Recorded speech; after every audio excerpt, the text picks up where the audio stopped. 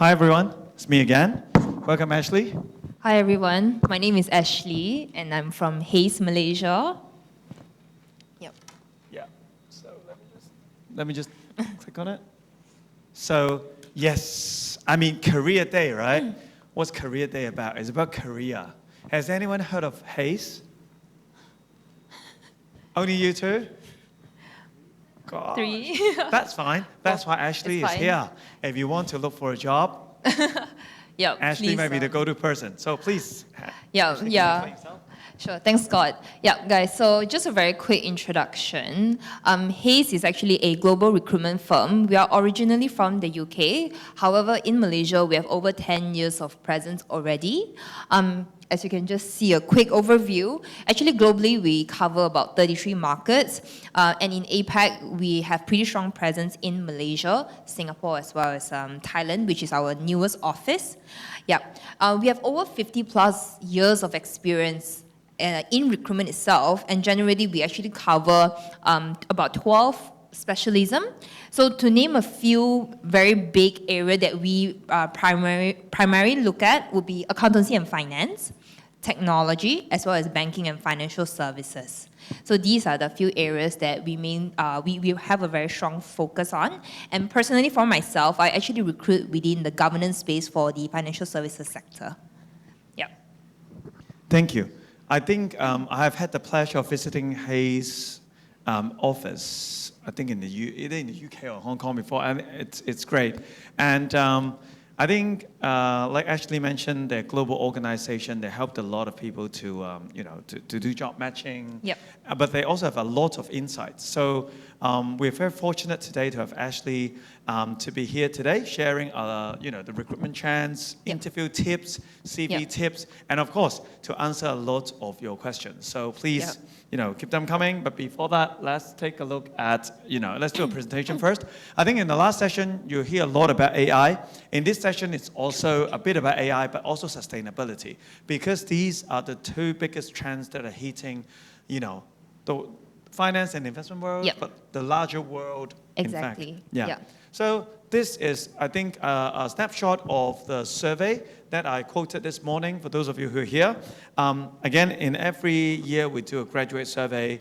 For 2025, we surveyed 9,900 plus students and young working adults around the world, asking them how they feel about the investment outlook and the working behavior. So as you can see in the middle, so what are they looking for? The most from an employer. Salary, obviously, very practical, very honest. Yes. But then work arrangement, right? Career progression, benefits, and opportunity to work overseas. I hope that resonates with you. So apart from payment, there are other things that you're looking for when you look for a job. And then when it comes to AI, I think it's a dilemma, right? They like AI, they know that AI can help them in doing better, a better job, but then they're worried that the entry-level job will be taken out because of the development of AI. But when it comes to sector, once again, the most popular sector or confident sector they feel about is, again, finance and investment, followed by STEM and others. Because like what I said in the morning, when there are people, there are businesses and companies. When there are businesses and companies, there are needs for financing.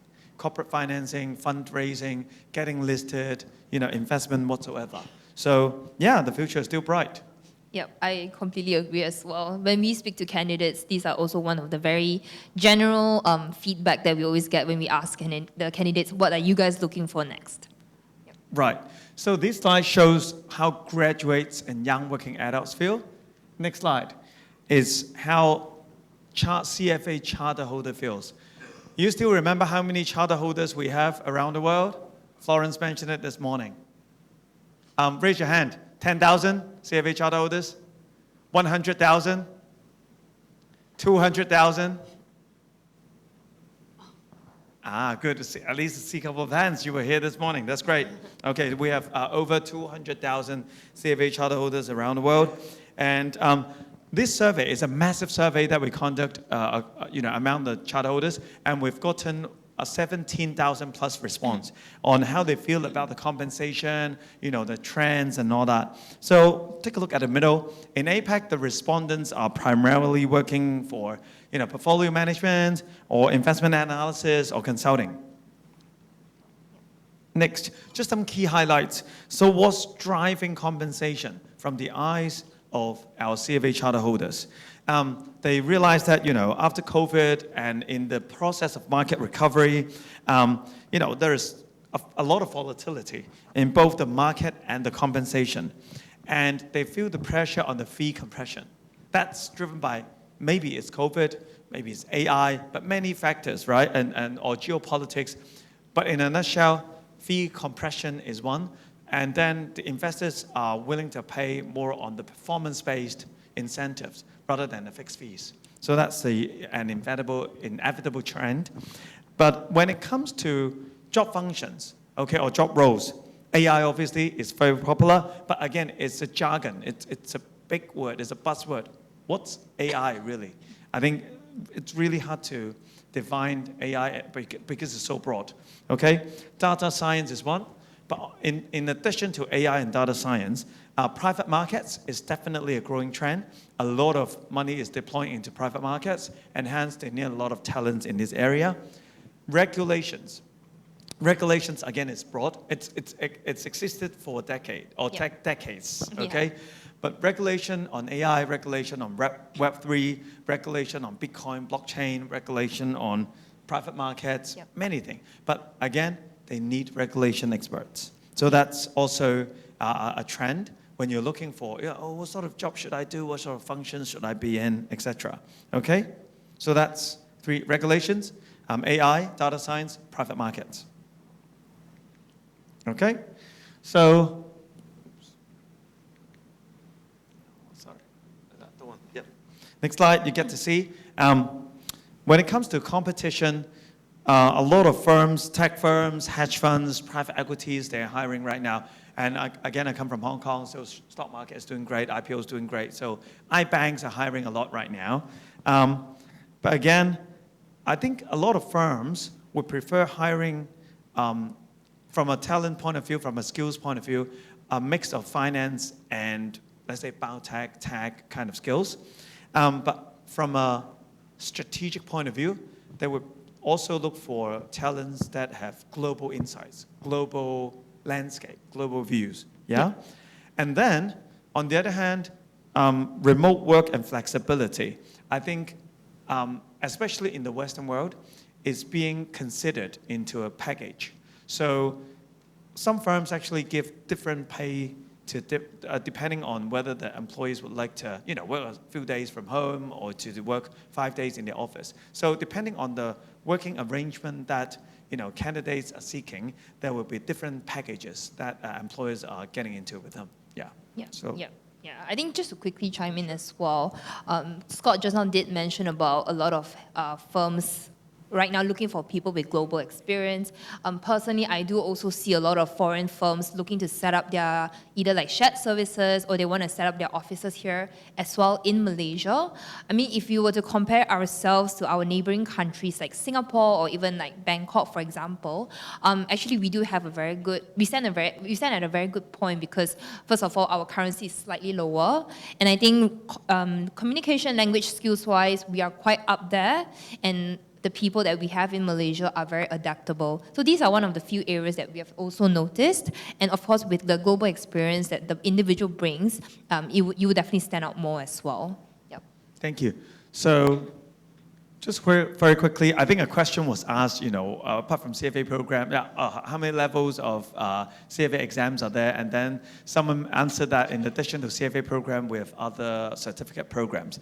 On this slide, in the middle, you will get to see I said, apart from AI, there's also sustainability trends and private market trends. And CFA Institute, we always stay in front of the industry, right, abreast of the industry trends and all that. So because of the changing landscape, the evolving landscape, we've also developed some other certificate programs, hopefully to keep those industry practitioners abreast of the future. Yeah, so I think from a recruitment perspective, what we have noticed is for last year especially, there are different trends when it comes to either employees seeking for a job or employers looking, what are employers looking for in employees. So maybe starting off with working professionals, right? What do working professionals typically look for in their career? I think first of all is to have the chance and ability to be able to upskill themselves. So a lot of candidates, when we speak to them, they will always ask, will the company be willing to sponsor some of the papers that I want to take? Or what are the learning opportunities I can get internally? So that's something that we have noticed. I think that aside, every individual will always like to build up their interpersonal and communication skills. Right now, with the increase in hybrid roles, we do see a lot of roles that require the individual to deal a lot with different stakeholders, be it locally, or even, with all the foreign firms setting up here, there will be a lot of communication with international stakeholders as well. That is also another area that a lot of individuals are looking at. That aside, so that also ties back with people management skills. From an organization perspective, what we have noticed is a lot of organizations are looking for individuals who can adapt to different changes. With the current increase in terms of like AI or sustainability, we see a lot of different roles that has been popping up that you won't see about like 5 to 10 years ago. So with that trend increasing, right, we are lacking in terms of talents in those areas.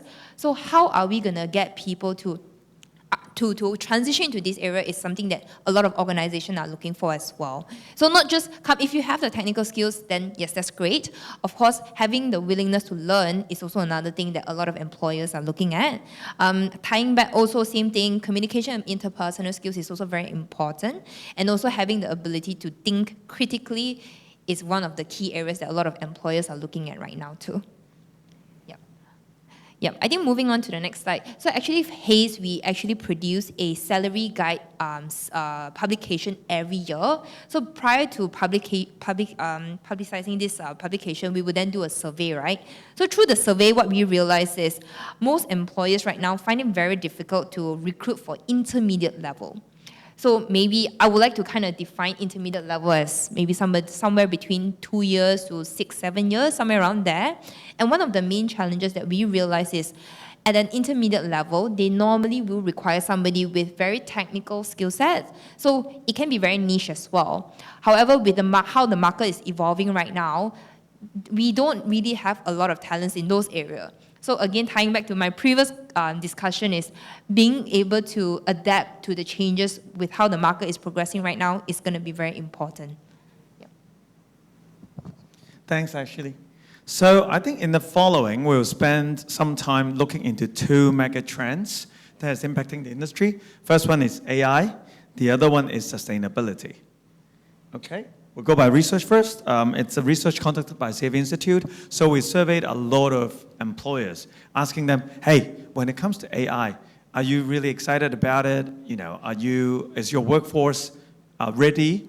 If not, what areas do you concern the most, right, when it comes to AI? And you'll find that, the hype obviously is there. Everybody knows that, AI is so important. I need to incorporate that. I need to use it. But then the big major concern actually is, maybe this slide, it's better. So it is actually, they have concerned about the data privacy, okay? This is the first thing that comes into their mind when it comes to implementation of AI and Gen AI, and it's the biggest roadblocks. It's even bigger than the skills, that they're worrying that, people won't have enough skills. Because why? AI is evolving so quick, right? It's developing so quickly. So do we have the right regulations, or even if not the rules and regulations, in-house guidelines that can govern employees, of how to use AI? Otherwise, you can imagine there will be a lot of leakage of personal information, leakage of company data, and then copyright infringement, right? And that jeopardizes the firm's reputation.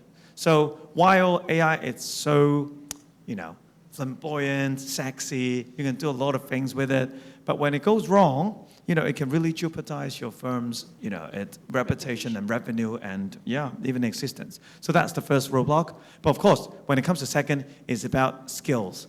So AI is so broad. Are you talking about using AI to help in trading? Are you talking about using AI to do analysis or just paperwork, actually, improving operating efficiency? What are you talking about when you use AI? Is it about data visualization? In each little function, there it's easily 10, 20 AI tools that you can use, right? So skills is important. And when it comes to skills, we actually do a lot of roundtables asking employers and HR. And I think what they want is, AI is a tool, it's so powerful tool. So coding, in fact, is not the most important thing that HR employers are looking for right now, because they are confident that later on, when you punch in parameters, AI can do the coding for you and generate what you want. So in fact, it is, I think Professor also mentioned in his last talk, is do you have the knowledge and strategic mindset to fit into parameters to ask the AI to do the things for you? So do you give the right instructions to the AI to do the right things for you? That's A. And secondly, okay, you give in a lot of parameters, right? AI generate this for you. Are you competent enough to judge whether this output from AI is relevant, it's of quality? So for example, nowadays you can use AI, just punch it in POE or Gen AI, other tools to do some analysis for you on the stocks. Okay, they will definitely generate something for you, but are you capable to say whether this is right or wrong? Do you know what they are talking about, right? That is important. Or later on, when it comes to, I think it applies to all situations, even for PhD thesis, for example. AI can write 50 pages for you easily, but do you understand what they write? Is that something that you like? Is it of quality? So I think that is very important. Yeah. So. And here are some examples, just some outputs of our survey of what AI really means and what employers are looking for. So in here you get to see, at the bottom actually, regulatory compliance and risk associated with AI and Gen AI, it is the top concern. But in addition to that, it's about optimizing asset allocation, enhanced risk assessment models, due diligence, client reporting, client presentation, and then ethics and responsible use. So, as I said, it is a complicated slide, but all I want to say is AI is so broad. It can help in all functions. But what functions are you looking at when you're seeking AI to help? And secondly, it is the strategic mindset and the analytical mindset and competency. Do you have the skills to fit in the right parameters such that AI can help you do some jobs? And then do you have the skills to judge the AI's work? So I think that is the most important. Yeah. So I just want to, again, illustrate a tool or promote a tool. It's a free tool. We have a heat map, so it's free on our CFA Institute website. So if you want to have a look at, so it's AI helpful, can it help me in my job? What sort of function should I be in? How is it going to be impacted? Go to this website, go take a look at the heat map, play around with different roles and different functions and how AI is, kind of impacting or different roles is being impacted. And I just want to, I think I mentioned it this morning, but just want to emphasize that again, the world is more than just AI. What about the fundamental financial skills? What about ethics? What about, sustainability? There are many, many things in the world that you need to learn in addition to AI skills. Yeah. And it is not from CFA Institute, it's from the employers. Yeah. Okay. Yep, agreed. Actually, we did a survey as well, and what we understand is across APAC, about 75% of organizations have already introduced AI tools into their workplace. So that also allows more individuals to have the exposure into AI, right? And AI can be in any function. It can be in front office, middle office, or even back office function. And it really does a lot of magic, yeah? And what are the main benefits and why are employers looking to introduce AI? I think this has been talked about a lot, but just to kind of highlight, I think 64% of the employers realize that it really increased their productivity and efficiency. For example, if the current workforce takes like 10 steps, can AI shorten it to 5 steps? Right? So these are the things that a lot of people are looking at right now. That aside, 46% of the employers also realize that it increased creativity as well. When you use AI, when you do a lot of data analysis, it really allows you to look at things maybe human didn't really think of looking at. So it allows other avenues that we can then look into as well. And 36% of employers realize that, AI actually does kind of create higher quality work because everything is just more efficient. Then the individual can then prioritize using their own skills into something that maybe AI can't really touch it right now. Yeah, so that's another area. I think in terms of why some of the organizations are not introducing AI, in terms of challenges, it's very similar to what Scott mentioned. Things like privacy concerns or security risk is one of the key areas that a lot of companies are looking at. So how do we kind of navigate through these concerns, right? So we have kind of listed down a few. I think first of all, organizations do need to invest in ethical AI practices, and also having very strong data governance frameworks is very, very important right now. Of course, alongside with that, that's when you see a lot of increase in trends when it comes to hiring for risk management or compliance or even audit individual because of these reasonings. That aside, organizations do need to prioritize AI security measures as well. So that's what we realized. Yep. Moving on, what we think about AI, I think, again, still very, very similar to what we have discussed. When it comes to companies realizing the importance of AI, yes, it's there, but do we actually have the talents in this area? That's a big question mark over there. So a lot of companies right now, they are trying to look for individuals like this, but when they look around the market or even in their own company, they realize we actually don't really have strong individuals over there. So upskilling right now is very, very important, be it from your company or even your own initiative. That will definitely do benefit to yourself. That aside, we do see a lot of new hybrid roles coming up right now. It can be even integrated into functions like risk management or finance or even audit. So these are the areas that a lot of employers, when they, for example, if they were to hire for an audit person, earlier on, it was just somebody who's strong in audit, right? But now I need somebody with audit experience and also somebody who knows how to do analytics. But how many do we actually have in the market, which is not really. So a lot of companies, they actually do try to upskill their own employees right now, but of course, that's going to take time. Yeah. Also, with the increase in terms of all these like hybrid roles and AI and even like sustainability, somebody who's adaptable is going to be very important. So, make sure that you're always very open to learn, be keen to take up these areas because that will help you with your career. I think one thing that what I learned as well is I also just found out recently that Malaysia is looking to be the leading AI hub for Southeast Asia by 2030. So with this direction that we're moving towards, it will definitely attract a lot of foreign investment in Malaysia, and that will definitely create more job opportunities for us, which is great news for us. Yeah. Thank you. So again, AI, it's the present, it's the future, but think about how you should equip yourself to cope with this trend. So enough about AI. Let's talk about another mega trend. What is it? What did I mention? Sustainability. Yes, sustainability. I think in the keynote early this morning by Securities Commission, sustainability is important, climate adaptation and all that. Why is it important?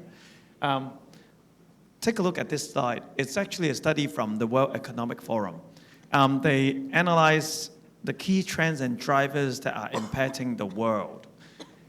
On the left-hand side, you get to see in the coming 2 years, it's quite colorful because the risk comprises, technological risk, geopolitics risk, climate risk, and societal risk, etc., etc. But when you take a look at the top risks in the next 10 years, a lot of them is green. Okay, green related, so it's environmental related. Okay, extreme weather, biodiversity, critical change to Earth system, natural resources shortages, etc., etc. Why is it important? Because ESG or sustainability risk doesn't just impact the environment. It impacts way more than beyond your imagination. This obviously is a super complicated map, but I think what the message that I was trying to say is, let's say if we don't help improve the climate, the environment, what does it impact? Very simple. It impacts our health. When it impacts our health, it impacts our productivity, the economy, right? And then it drives up the medical expenses, and then it impacts the insurance. So it's just one single factor, just air pollution, right? It can impact our health, productivity, companies' revenue, medical expenses, insurance. And then there are also many, many other E, S, and G risks that is involved. And it's the entire ecosystem that we are living in. So that's why sustainability is so important, and that we need to look into it. All the companies, governments, banks, insurers, asset owners, that we're all looking into it. Yeah. So, sorry. Okay, cool. From an investment lens, I'm sure for those of you who are doing investment, you have to more or less incorporate ESG factors in your investment. So this slide shows the 6 main approaches to investing sustainably through funds. Starting from your left, exclusion. Exclusion obviously means, when I embrace it, then I automatically exclude stocks that deals with, the sin stocks, right? Gambling, alcohol, tobacco, and many others, right? And then ESG integration is to integrate E, S, and G factors into your investment analysis and investment decision making. Best in class, you pick the best behaving kind of ESG practices companies, and then you invest in them. Stewardship, you actively through your shares in the companies, you engage with companies, looking into their ESG practices, and use your influence to make them change the mandates, the policy, and as a result, the performance on this side. Thematic, you invest in, let's say, EV, batteries, solar power, wind power kind of companies. That's, you pick a theme and then invest in it.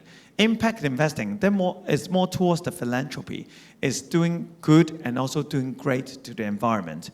These are, in a nutshell, the 6 main investment approaches that the investment world, asset owners, investment managers are adopting at this moment when it comes to sustainability. In the essence of time, I just want to quickly touch on the sustainability trends to watch this year and probably next year and beyond. So I think number 1, renewable energy.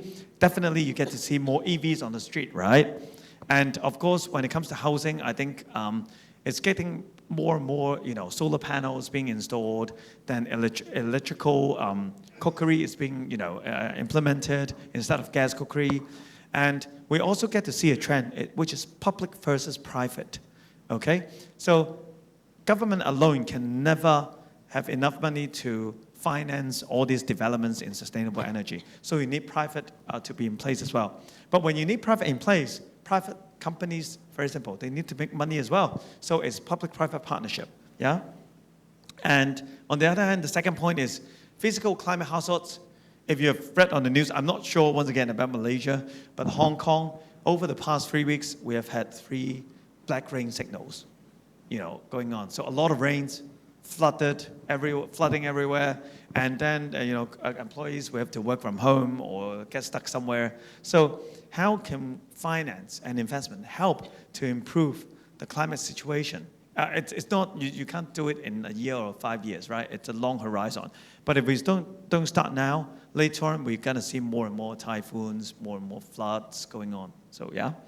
And then closing the climate finance gap is important, because to improve, like what the keynote speaker said this morning, there has to be new technology. being installed, new devices, and then more funds are going to be deployed into the climate finance gap. And then changing momentum in carbon markets.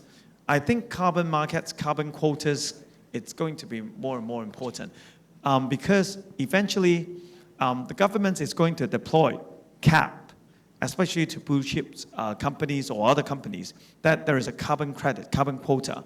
When there is quota, there is credit, there's a trade system surrounding it. And companies will either need to spend more money to meet the carbon criteria or they can benefit from it of selling the carbon credit. So there will be, well, it's already happening in the EU or in the US. The trend is coming to APAC as well. Yeah, sooner or later. Okay? So biodiversity and nature, that's another one. Supply chain, I want to talk about that. It's hard to cover it in this talk, but I can only say that a lot of companies in their reporting, they've actually, how should I say, outsourced, offshore, a lot of the climate risk to the supply chain in Southeast Asia, especially, let's say in APAC, such that the companies in Hong Kong, they look clean. Oh, okay, I'm net zero already. But in fact, regulators, especially with ISSB in place, regulators demand Scope 3 emissions and say, hey, come on, we're not looking only at how much emission that your company in Hong Kong is generating, but we know that in order to run your business, you have a lot of suppliers in Indonesia, in Malaysia, and elsewhere. You also need to comply to the carbon emission kind of criteria and rules. Okay, so it's not only about your company, listed company in a single place in UK or US or Hong Kong. It's about your supply chain as well. You need to help them change, help them improve. Okay, so that comes to equality and energy transition as well. AI obviously can help, minimize some of it, but one thing you may not know. AI actually takes up a lot of energy, okay, a lot of emissions, a lot of wastage there, okay, a lot of pollution. So that's why if you read the news, you will get to see data warehouse being installed in the sea, okay? I don't know, 50 meters at 100 meters down the sea. Again, it's technology. But again, AI takes up a lot of water, a lot of heat, a lot of energy consumption. So again, how do we reduce it? We also use innovations. Yeah. And then concerns on reporting. I just touched on ISSB. I think for those of you who are working in corporates or firms or accounting firms, you will get to see a lot of regulations being built, being established surrounding sustainability reporting. It's inevitable. So what you need to do is you need to learn about those. You need to equip the skills and knowledge in order to do it. First of all, I would say it's more about to satisfy the compliance or regulatory requirements. But in the long run, you get to see the benefits of it. You will get to see how it can improve operating efficiency, and then you get to see how you can help your company to save money, or you will get to see investment opportunities in it. Yep. I think I'll just stop here, talking about the trends of sustainability. It's available on our website, or in a lot of websites actually. But again, it's a trend that you cannot avoid. The earlier that you can embrace it, you can master it, the more benefits of it, because it helps to open doors. Yeah, I mean, just now Scott was talking more about sustainability trends. Right now, I'll talk more about recruitment trends in sustainability. Yeah, sustainability actually is a very big area. I think personally, I got a lot of sustainability recruitment requests about a few years ago. That's when a lot of the financial services were looking to recruit. But one thing we realized is, first of all, our government has been pushing a lot for sustainability initiatives. I think one of it that I understand would be the carbon tax introduction next year. So with that, we do hope to attract more foreign grain businesses to invest in Malaysia. So that will probably create more job opportunities as well. That aside, if you do follow all the financial services news, you would know that we have 5 digital banks now in Malaysia.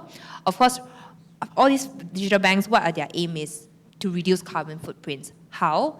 They go digitalization. So you don't really see any physical branches for them. They go paperless. And of course, they do try to promote green financing as well. So that's another area that you will see. And of course, with these increase, then you will see an increase in these kind of talents as well, especially for digital banks. Similar to AI, ESG, sustainability, and climate has actually been integrated into a lot of different kind of function. So you'll find roles like, for example, in banking perspective would be sustainability finance or even climate risk stress testing and so. So again, being adaptable, being open to learn is also another key area that we realize in sustainability too. Because with this kind of roles coming up, that also means that the talents that the availability of talent pool is actually quite limited. Hence why, in order to upskill yourself, you need to keep an open mind. Yeah, so that's. Cool. I think we've, again, talked a lot about AI and sustainability already. With a headhunter in the house, obviously we need to get some advice to say how you can stand out in the market when you're applying for jobs. Yeah. So I think a question that we always get is, how should I do my CV, or what should I do to apply my jobs? Because I think one of the core the trends that I see is a lot of people, when they apply, they don't get any feedback on LinkedIn, right? So of course, I think a few things that we can probably help. I wouldn't want to guarantee that this is like 100% works, right? But one thing that, of course, when you apply, I think before you even start applying, you need to first understand what are you exactly looking at. I think that's a key area. Understanding what you're looking for, and then you go from that direction. So you do your research, you learn about the companies that you're applying to, learn about what are their core values, what are their products and so, and then you proceed with that. Of course, when you submit your CV to either on LinkedIn or any job portals, it would be great to customize your CV according to the role that you're applying to. Because for example, we have so many hybrid roles right now. Maybe you're in tech right now. You are applying for both tech and finance roles. But maybe across two different roles, right, the skill sets that you want to highlight for yourself may be different. So it would be great to customize your CV depending on the job description that you're looking at. Yep. I think that aside, one very important thing is to prepare for your interview. When you secure an interview, normally your CV help you get an interview, but it won't help you get the job. So an interview is what makes the difference, right? So how do you make yourself stand out during interviews? First of all, practice. If you're not too confident or you're unsure about how it goes, speak to somebody who has experience or even practice yourself. At least when you attend the interview, you feel more confident because you have done it already. Yeah. If you can do some research about some potential questions that are always asked, that would be great, because at least you can kind of see what's coming next. And I always tell my candidates this, right? When you go for an interview, try to find out who you're talking to. Because when you know who you're talking to, you know the person's background, it will allow yourself to know how to engage with that person even better. As well as, of course, the company, like research and so, is also equally as important. Yeah. Ultimately, when you speak about yourself, just demonstrate a good attitude, like show that you're keen to learn. Again, adaptability, right, is also very important. Yeah, so like what I mentioned, the CV can get you an interview, but it won't get you the job. Yeah, so make sure during an interview you want to be smart, you want to be accurate, and you want to just keep it simple and straightforward. Yeah, but just last but not least, how do we build up your own resumes, right? Can I just ask, is anybody here actually trying to apply for roles? 1, 2, around 2 people. Okay, of course, when you build your own resumes, there's a lot of do's and don'ts, but I think a few things to kind of just highlight is, first of all, make sure there's no grammatical error. Yeah, don't make, sorry. Try not to include too lengthy paragraphs in your CV, because when your employer looks at your CV, they don't have the time to go through one by one. They just want to look at key points, and then they will then determine if they want to interview. That aside, include, if you have any like internship experience or work experience that's relevant, it would be good to include it as well, so that it demonstrates what you can bring to the employer. Yeah. If you have any like papers or any like certs, it will also be good to include. I think just now Scott in the morning did talk a lot about CFA papers, so that probably is one of the things that you guys can look at. Yeah. And try not to be too creative with your CV. Ultimately, keep it simple, keep it straightforward is the way to go. Yeah. that's pretty much it from my end. Cool, thank you. I think hopefully our sharing can give you some insight about the megatrends that's impacting. What do employers, recruiters think about AI sustainability, and of course some very practical tips about the do's and don'ts of resume, and then how you can get yourself prepared for interviews. Right now is your chance to ask questions. If you've got any questions for me, for Ashley, any tips that you would like in terms of getting a job, then yeah, please. Any questions? Are there any questions from the floor? Anybody? I know we're between lunch. You have a question here? Do you include your own picture? In your CV, is it? I don't think there's a right or wrong to that. If you want to, you can. But of course, when you include your picture, please make sure it's professionally taken. Don't put like a selfie, then it won't look as professional. But yeah, I mean, of course, we do appreciate sometimes because I would say right now, a lot of employers, when they recruit, they try to also introduce DE and I in, so they don't want to look at the person's how they look or even anything else, right? They just want to interview the person purely basing off their technical experience. So if you were to ask me, I think technical experience is still going to be the priority, but of course the picture is, why not? Yeah. That's a good question, and thanks for answering that, because I was gonna ask whether if I generate like AI photos like this, would make me look more tech savvy. Oh yeah, so if you were to talk about that, actually funny thing to share is recently I was helping a company to recruit, and they actually requested for the candidate's picture. And I was like, oh, for normally like governance roles, we don't actually need to look at how the person looked like. But what they told me is actually recently, there's been some AI thing that has interrupted some interviews as well. For example, candidates actually using AI to attend interview. I don't know how it's done, but that has happened. Hence why some people, they also want to look at how the person look like, just to make sure that they're speaking to the right person. Yeah, thanks for bringing that up, Scott. Yeah, I think there's another question. Hi there. So I would like to ask about how you guys see in terms of metrics and numbers and impact towards the resume. So it's like how much you have achieved in terms of numberings, or let's say you can say that the impact that it brings to the company rather than experience. What do you think about this? When you mention numbers, sorry, are you referring to like your grades or? Achievements in numbers. Sorry, you mean track record? Yes. Like your yes, performance, yes. right? How much you earn? Do you value performance more than experience or experience more than performance? I would like to think both actually come hand in hand. You can have the experience, but if you're not bringing the right value to the company, why would the company want to hire you? So it would be important to highlight both, because again, right, for example, you have maybe tech experience, but you're applying to like maybe a finance role. So how can your what sort of value can your tech experience bring to the finance role is what you need to highlight. Yeah. Does that answer your question? No? Yes? Let me try to share my thoughts, because I think numbers is actually part of your experience. Because you're talking about performance, right? Usually when we showcase our experience, we showcase our performance. Yeah. Usually people ask, the question that I get is more about, do employers value qualifications more or experience more? And then I would say both, but honestly, I think they value experience quite a lot, employers. But when we talk about valuing experience, it's about performance. When it's about performance, inevitably it's about some numbers. Yeah.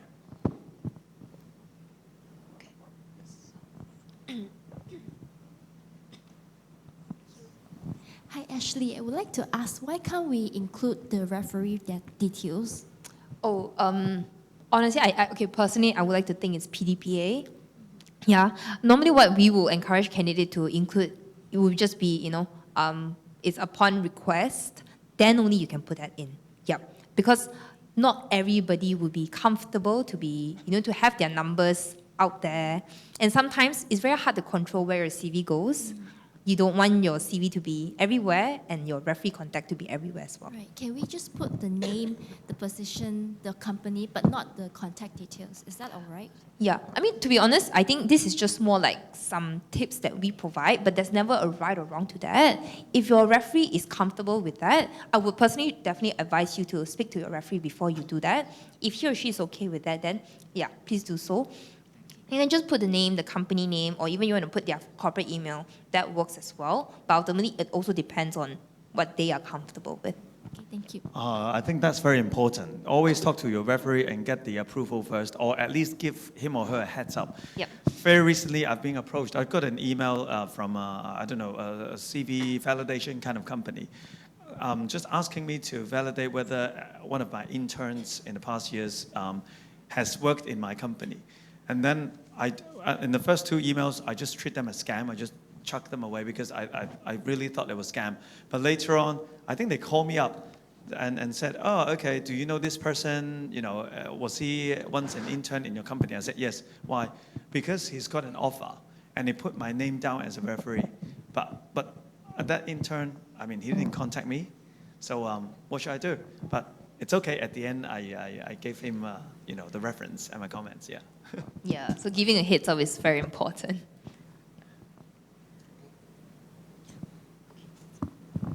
Good. Yeah, I think we're good. Thank you. If there's Any closing remarks from the both of you before you leave? I think for me, just from a recruitment perspective, I think today the entire session have talked a lot about AI and sustainability, and we do see the same as well when it comes to recruitment trends, and we do foresee it will maybe get even bigger in the future. So yeah, if there's anything, you can always reach out to us, and then we can discuss further from there. Yep, I would say if you are, when I look at you guys, a lot of you are very young, younger than me at least. Don't be afraid of failing and trying. You know, you don't, I do see some candidates where they don't, it takes them a long time to get a job. You know why? Because they apply for one job. Well, they look around, right? Let's say out of 200 jobs, then they only submit one application. Then they wait for 2 months. No responder. Then I look for another job. No, just go. You know, just go explore the world, explore the job, send more applications, attend more interviews, because it's really hard, you know, to get, you know, one job out from one interview. Yeah. Yeah, and the more interview you attend, the more practice you get, and you do better in your next interview as well. Yep. So always learn from your interviews too. Yep. And for the experienced ones, have a positive mindset, you know, about the mega trends, especially. AI is coming. It's okay. Everybody's new to it. Embrace it. Learn about it. It's never too late to pick up the skills. You know, don't get too scared. Don't get too worried. Just, if you like it, you do a good job at it. Yeah, thank you. Thank you, everybody. Very good advice from the both of you. Ladies and gentlemen,